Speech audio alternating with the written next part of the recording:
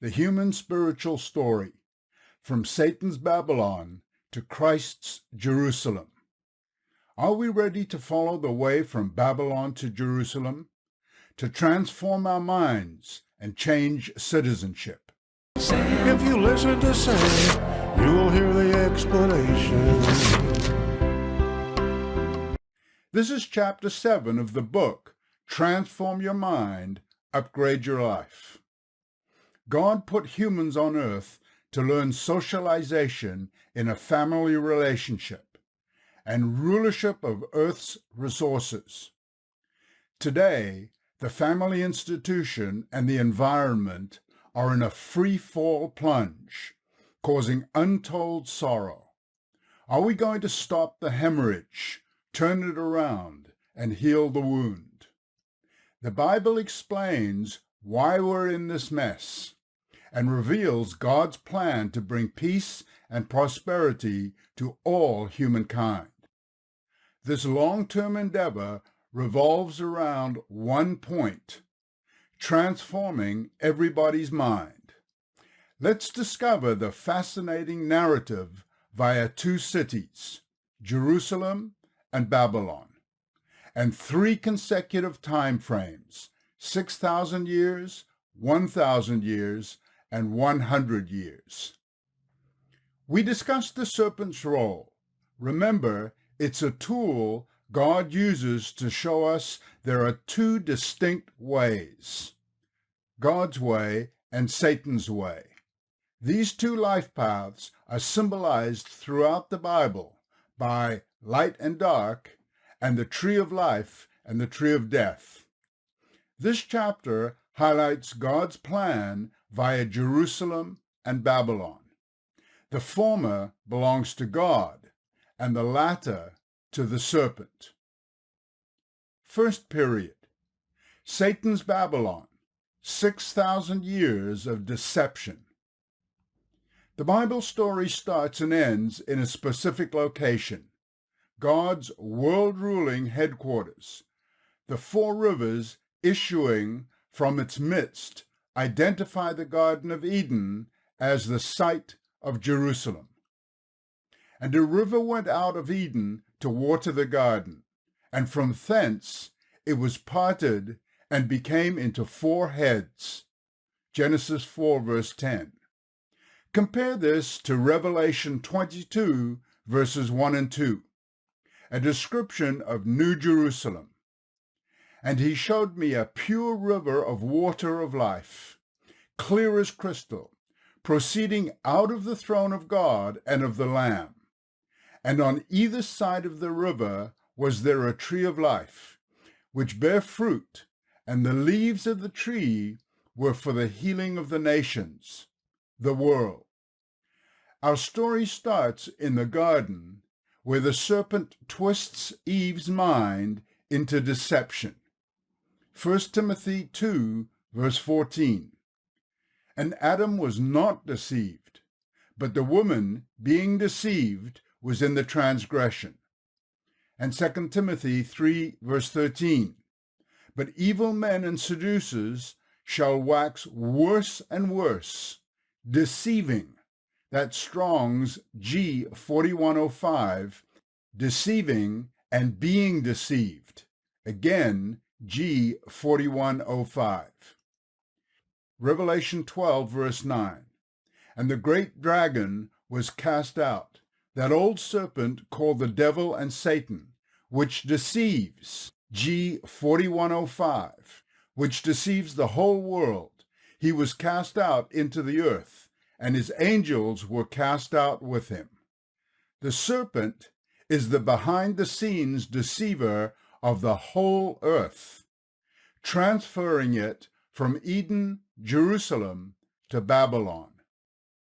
Note that this deception will wax worse and worse, and our postmodern social media, fake news, AI propaganda society fits that description to a T.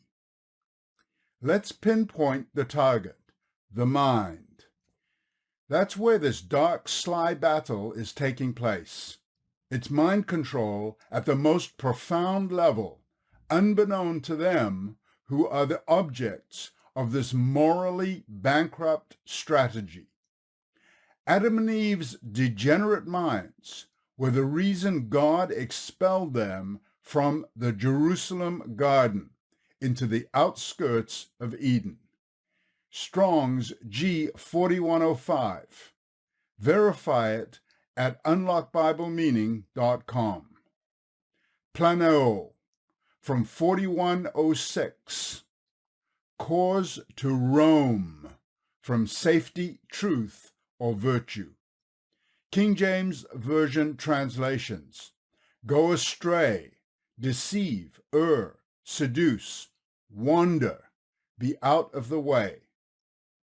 G4106, plane, fraudulence, astraying from orthodoxy or piety. KJV translations, deceit, to deceive, delusion, error. Satan caused Adam and Eve's makeover. They strayed and became wanderers.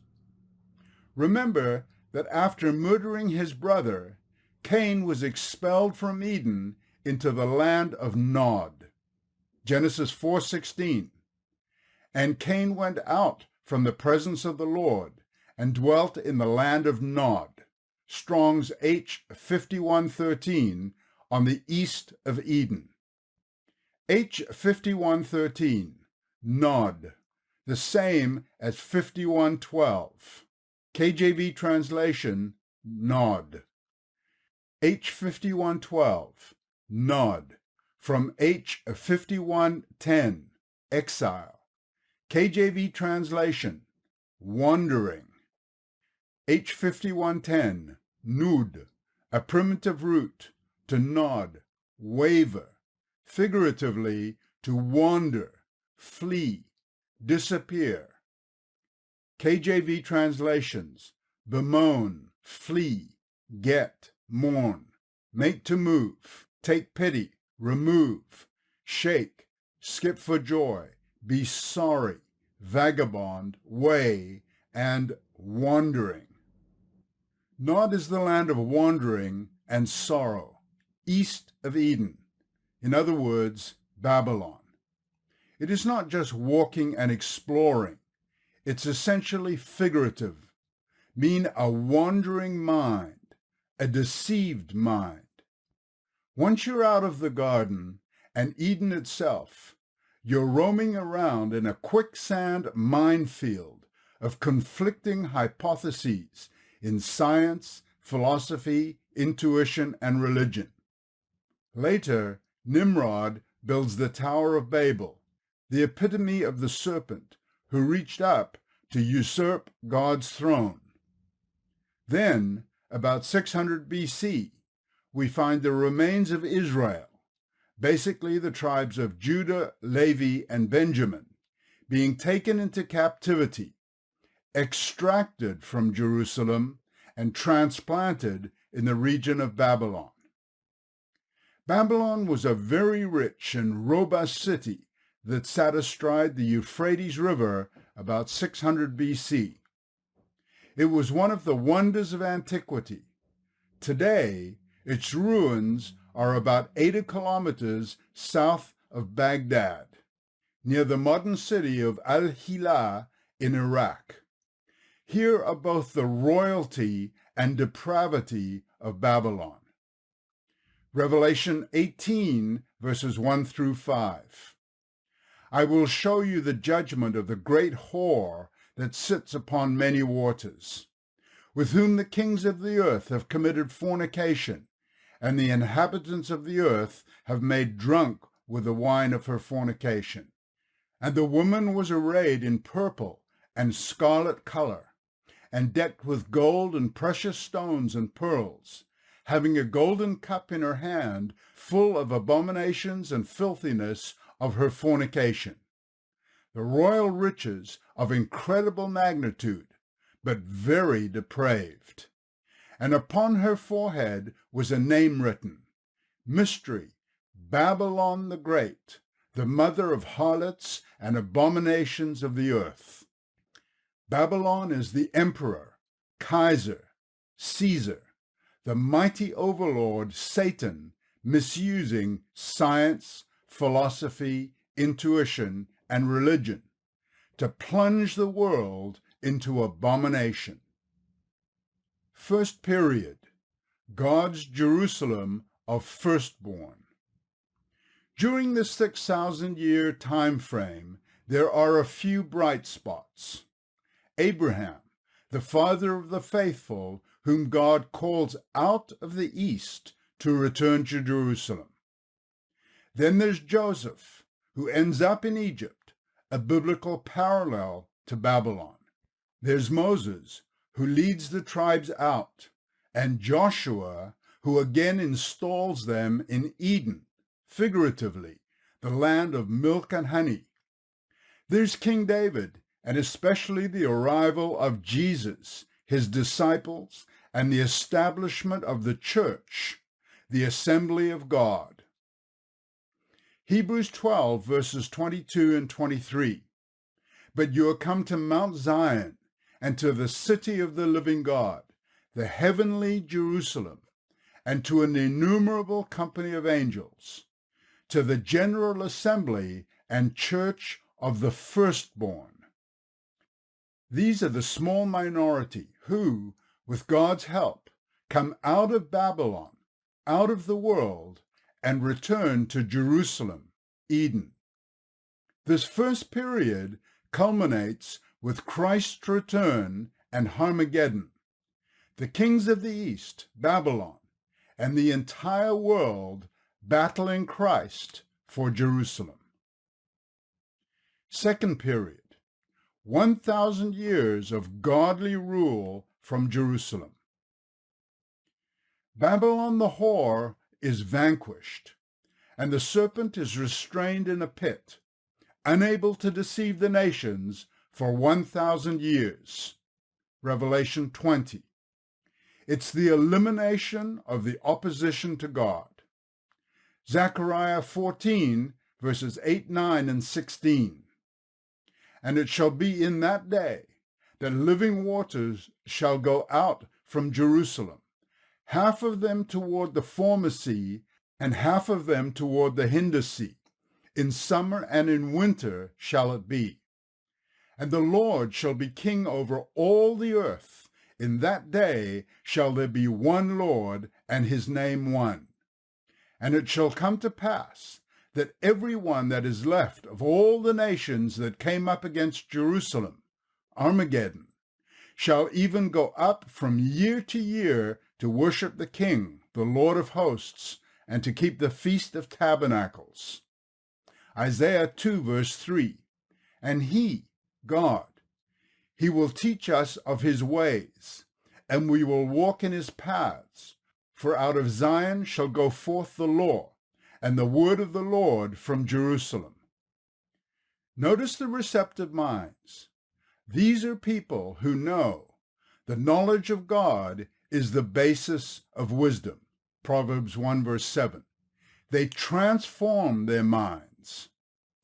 This is the millennial reign, when all those prepared during the 6,000 years will reign as spirit kings, queens, and priests on earth. 1 Corinthians 15, 52 and 53. They will be the private teachers of the multitude of survivors of Armageddon. Much can be written about this period. Retain that it is the government of God from Jerusalem, spreading his ways across the world. This second period reveals the positive results of applying God's Jerusalem truth as opposed to the first 6,000-year period of applying the serpent's Babylonian deception. The end result will be evident when comparing both periods. The third period, probably 100 years, the resurrection of all people who never heard God's truth. Here's where one of the most significant religious Babylonian deceptions is replaced by Jerusalem's truth. People who never knew God during the first 6,000 years period are not lost. That would be unfair of a just and loving God. He gives everyone an equal chance to be called, transform their minds, accept Christ as Savior, and prepare for their roles as kings, queens, and priests. Revelation 20, verses 5 and 13. But the rest of the dead lived not again until the 1,000 years were finished. This is the first resurrection. And the sea gave up the dead which were in it, and death and hell delivered up the dead which were in them. And they were judged, every man according to their works. All the dead from the 6,000-year first period come back to healthy life in a godly Jerusalem world. They'll be taught God's ways and compare this Jerusalem society with their former Babylonian society. They'll have time to grow spiritually, and God will judge them according to their works after their resurrection, when they'll know God. Babylon and all opposition will meet a definitive end, and New Jerusalem will reign. We can transform our minds now and prepare for a return to the Garden of Eden, the New Jerusalem. Join the Value for Value Bible course to reach the God-intended meaning of Scripture, based on 7 keys to master biblical Hebrew with no fuss. theexplanation.com/challenge. Thanks for watching. Watch this video now of the next chapter of Transform Your Mind, Upgrade Your Life.